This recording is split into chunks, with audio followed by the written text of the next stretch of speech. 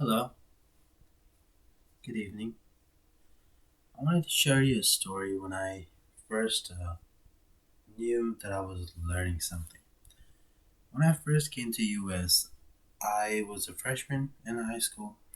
I had no knowledge of English, and that was the most difficult language that I ever learned. As a first year of high school student, when I came in here, I was put into this courses called ESL courses, English as a second language learner. During the first semester, I was I was frankly lost. I didn't know what I was doing. I didn't know what program I was. I didn't even know this was a different program that the school created to help people who didn't even speak English. Later on, I started figuring this out with the help of one of my teacher, my guardians, my basically the one who guided me out of that ESL program and also out of high school and here to what I am doing right now. My teacher, he was an immigrant himself. He used to say that you are all not you are all here because you need to learn something and move on. You're not here just to stay here for a long time. And what he taught me was find a problem, tackle the problem, and then what in doing that, in the process of doing that, make sure you learn something. Make sure you learn it to keep it. And his method are very different. He showed me I can go and watch videos, cartoons, just to learn different languages. First, I thought that was the best homework ever, but later I figured out that was actually helpful.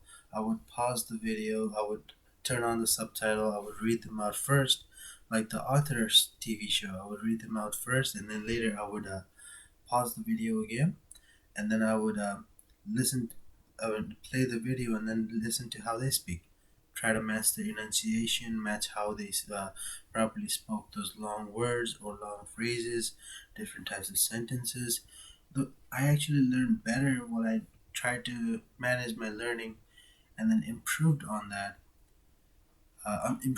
with different types of activities. I watched those the cartoons. I studied books, but these are all something that taught me that I can learn. Like I am able to learn this stuff. I can get out of here. I can learn even more information. Now I know the basic grammar. Now I know the basic structure. Now I know the basic English literature. I can move on to the better stuff that everyone is doing out there in the regular English classes and then the other classes which I was not able to. I simply got out of the ESL courses the next semester. I was actually put into those honors English courses and then the AP and later on.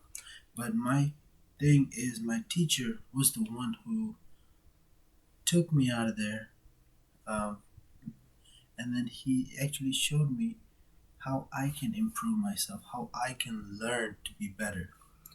And as an educator, I believe that everyone should have a relationship to their students. And the relationship is the main important key that plays a big role for everyone. In terms of the relationship, everyone should know that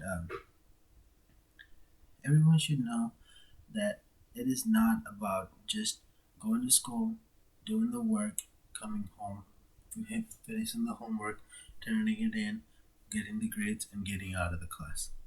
It should be more of getting to know your teacher, getting to know your students, and also in between that, if you know your teacher, then you'll, if you like your teacher, then you will start to love your teacher, and then you'll start to love the materials he's teaching you or he's teaching you, and that way you are more inclined to actually focus on your studies, focus on the work, and then not questions the teacher credibility, not questions the teacher method or anything like that. Back in our country, I used to follow the guidance of I used to follow guidance of a lot of our monastery groups, and this they taught me these five important things that that we need to look at if there is any if there is a big challenge that we cannot accept. First, we need these are all different types of hindrances. So the first thing that they said was if I wanted to, because I'm from Nepal, they always use the Mount Everest example. So if I wanted to climb up the Mount Everest, I shall not, already be dreaming about going up there, watching the flags that are out there, enjoying the nature, feeling the nature, just imagining me being on top of that, because that will give me a different sense of that will just give me the different experience. It would limit my it would limit my observe basically my experience clarity. And if there's no clarity, I can have no proper guide. I can just guess myself, and then that will limit my desire. So my motivation to get better. The other hindrances is being um, self-obsessed about different different things that you don't like. So along the way, let's say you don't want to walk too much, and you don't want to walk over those hills. You don't want to climb over those You don't want to attach the harness and climb on top of those mountains. Those are your will that you can get over it, and that's something that you need to be better at. You cannot just be like, oh, I cannot just I I don't feel like walking. I'm already too tired. This is way too hard. That is something that stops you from getting further to getting towards your goal. The third thing is being trapped within your thoughts. The earlier thing was about, like not liking what you're doing. The third thing is just telling yourself, oh, I cannot do this. This is too much for me. I am just physically in here. I'm just physically trapped. I am not able to do this. I am fat. I am skinny. I am tall. I am thin.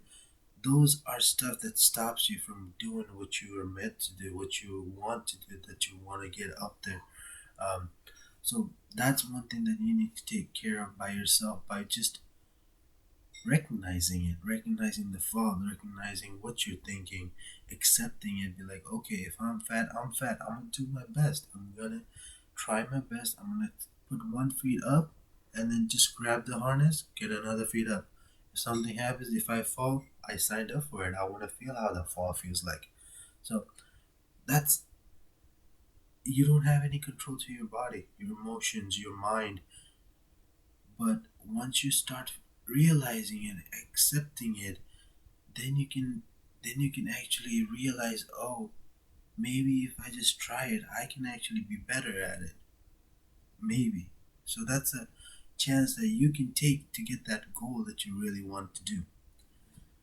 Third, the third thing is restlessness. Restlessness is being basically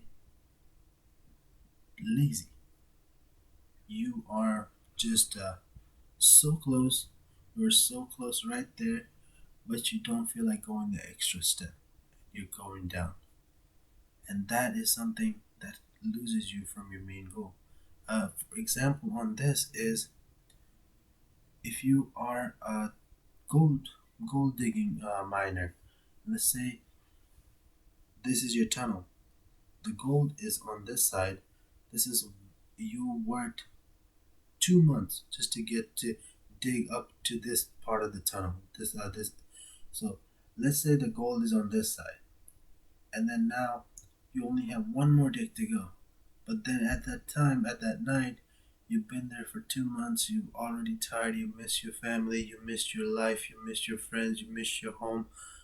You wanna go get out of here. You're like, okay, this is probably just wasted time. I wasted my whole life. I wasted my whole time here. I lost my job. I'm doing this just so I can get the gold, but I don't find any traces of gold. Maybe I should just go. And that guy leaves. The gold is just one shovel away. That is something that you're going to miss out and not even realize. And then the next person just comes in, takes one shovel, and then he gets the gold. So main point is, don't give up what you already started. If you are really wanting to do something, go for it. Always go for what you want to do. Don't stop on the middle. Don't stop when you're almost there. Don't um, even if you don't feel like you're almost there. Just keep on thinking. Keep on thinking. Oh, you're going to make there. You're going to do your best, no matter what. If it's gonna hurt your leg, you're gonna hurt it. You're gonna go home and then massage it later on. The last thing is doubt. Just don't have any doubts on yourself. Having doubt is just telling yourself that you suck. So everything just lines up to together, saying that anything is possible, just with just a little acceptance of um, basically self rising yourself, just mastering yourself. So all this, the reason I'm saying all this is because this lines up to academics. I started with ESL courses. I started with um, getting out of there. My goal was to get out of the ESL course and start getting into regular English.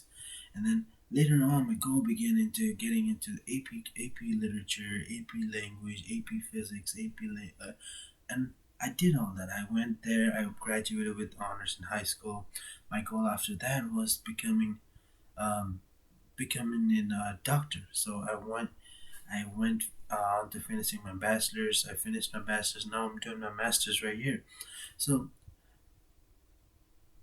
everything has a challenge to it. Everything has a limit to it. But it's just about recognizing yourself and then recognizing the challenges that you want to accomplish. So all this plays into edu- into the educator's role is because as an educator we want to understand the students that we're trying to help out, especially the adult learners. The adult learners are there. They have a goal. Want to do they want to do great things. But these are the five things that stops every single individual, especially like let's say the adult learner wants to finish their masters on time. They want to finish they want to get their certification. They want to start teaching school again, but uh, they have problems along the way. They're not feeling like they can do it. They're having self doubt on themselves. They're just stopping them. They're just stopping in the middle of the track, dropping out of school. As a student, as an educator, it is important to have that relationship in the beginning so you can push them. You can let them know, remind them, hey, remember why you signed this up. I cannot do anything for you, but you have to recognize the reason you signed up for this. You have to accept why you were here and investigate if you really want to be here. If you really don't want to be here, what can you do to do better? What can we do to help you do better? And then basically understanding how students view their life. If the lecture is getting too hard for the student to comprehend, try coming up with a personalized lesson that can help that student specifically, and then make another one for another student that can help them be better at it. As an adult learner, in my opinion, adult learner comes into comes into studies because they want to make either change the track of study, or they want to get better at what they are doing right now, or they have never gone to school and want to start fresh. They have yet to finish a task that they had signed up in the beginning because of family responsibility, any other kind of responsibility, financial responsibility. Now that they have taken care of all of those stuff, they're now putting themselves on the line, trying to get a better life, trying to get a better education, try to get a better knowledge, and be having a good relationship with your students. What that does is makes them realize how truly amazing the learning process can be if you have someone to connect with, if you have someone to talk to, just to even say hi. Today was a really good lecture, thank you, and then can we go over this tomorrow, and then listen to students' opinion, listen to students' feedback every day, not just once a time, not just one time for the whole coursework, where you have to do the where you have to do like a feedback at the end of the classes. Do that every class, and not the whole course at the end of the whole course. Um, with stu Well, one more thing is like with hindrances. There are so many hindrances in people's life, but the most important thing is to always remember that everything is um, everything always gets better when you work for it, when you want to do better at it.